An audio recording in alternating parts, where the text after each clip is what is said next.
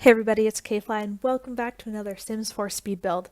Today I'm continuing my project of renovating base game starter homes or I guess when I say renovating I really mean completely rebuilding them because today we're completely rebuilding the mission style starter in Oasis Springs. I feel like mission style is a really cute style of architecture. It can be super fun, super fresh, and the Oasis Springs original version one is definitely not super fun or fresh or fun.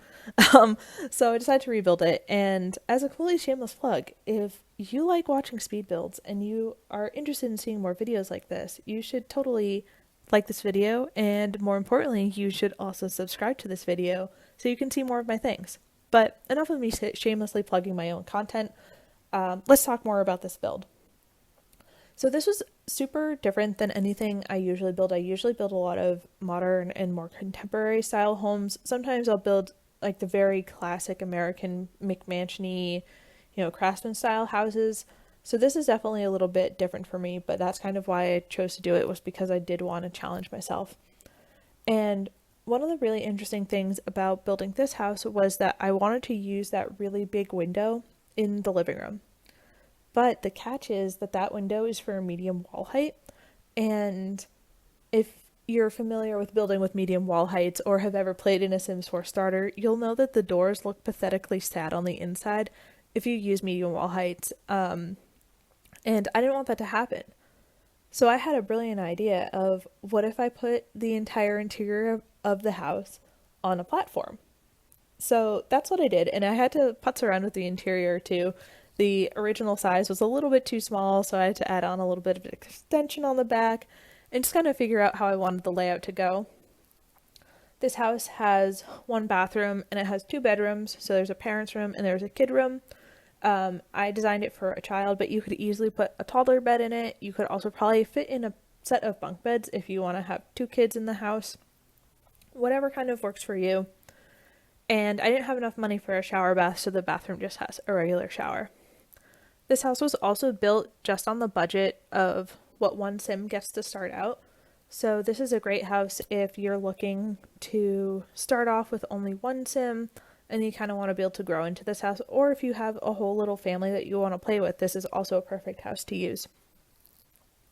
So since I was on such a tight budget, you'll see that I've slowly started putting down the basics. So all the basic bathroom things, the basic bedroom things, basic kitchen supplies, a couch, a TV, things I know I wanted to have in the house for sure. And then I started painting the house and just putting in other essentials that I knew I wanted to have in the build. And you'll see me slowly going through and adding in more furniture, adding in more clutter items, decor, and such. And I just want to make sure that I could afford all the basic things before I went like really hard on decorating the kitchen and then realized I didn't have money for a toilet and beds, because that would have been super awkward. But you can see here I'm doing all the flooring and I'm starting to do the wallpaper. And I definitely had a little bit of trouble with some of the wallpapers clipping weirdly because I was on a medium wall height with a platform, so the tiles weren't quite lining up where I usually would expect them to be. So definitely was a little bit more, I don't want to say adventurous because the wallpaper did turn out pretty like standard, but it was a little bit different from what I usually do since, like I said earlier, I do build a lot of modern and contemporary houses where things are a little bit more monochromatic and you'll have like a nice little accent wall.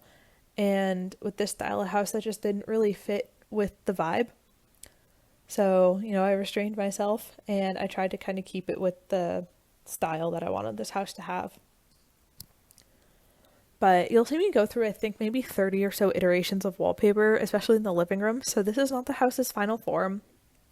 I also kept all of my kind of build process in this video. I didn't cut anything out because one, I could get it to fit in a pretty short amount of time. But also I wanted everyone to be able to see what I go through to build a house, because I feel like I've gotten a lot of comments in the past, people like, oh my gosh, you can build things so well, like I can't build that well. I wish that I could build houses like you. And I just want to show that, it doesn't turn out perfect right away. It does take some time. I think in real time this took me about an hour to do. So even though it's a small and like pretty simple house, it still took me a lot of time. But, well, where was it? Ah, I remember where I was going to say. But anyways, I was thinking of possibly making a new like playlist or series on YouTube where I do little short build tutorials where it's like a 5-minute tutorial on something really basic with building houses. And if that's something that you're interested in, please leave a comment down below. If people just totally aren't interested, I just probably won't make that series. But if that's something that you'd like to see and you'd find helpful, then I would definitely make that type of content. So definitely let me know about that. We can see here as the build's progressing, things are starting to get closer to how it looks on the gallery, which, this is on the gallery if you'd like to download it. It is base game only. I really love how the living room turned out in particular, especially once I figured out the final version of the wallpaper. So that I feel like it has some really nice details for something that is just a starter home. And I don't know, I just feel like it looked really good. I was really happy with the outcome. And I feel like there's enough items in here for your Sims to use where you have like the basic TV, computer, mirrors, all the essentials for getting your Sims career items up, but also the house has enough character where it doesn't feel like you're just living in this dark, empty starter home, which was something that was really important to me and I wanted to make sure I encapsulated in this house. And I also wanted to make it not feel too cluttered, so your Sims can kind of still customize it to their wants, needs, desires, whatever. I think one of the other things I was super proud of doing in this house, which is going to sound like such a small thing, but I thought it was really cool, was how I did the headboard on the bed for the master bedroom. So I used shelves and I carefully lined them up with the bed, and that made the bed look a lot more like the mission style decor or the mission style beds that are in the Build Buy catalog. But it also added a whole functional space where I was able to put plants in like a tissue box. And I feel like it was kind of like a 2-in-1 deal. Like you transform the bed to make it look a lot cooler, and you also gain the spot to put some really cute clutter. So definitely big pro tip there if you only have the Sims 4 base game, or even if you have, every single Sims pack. This is a great way to get some more longevity out of your furniture. But I think we are starting to wrap up the build and gear up for a little bit of a tour. So we'll get a look at the final product. Now as we go for a little bit of a tour, you can see that we got some nice desert plants outside. And then as we pop into the house, we'll be able to see we got our nice little 2-bedroom, 1-bathroom layout. There's a cute little dining nook. I think there's enough space in the kitchen. And I was really happy with how the living room turned out as well. If you like this video, please give it a big thumbs up, subscribe, and I will see you all next time.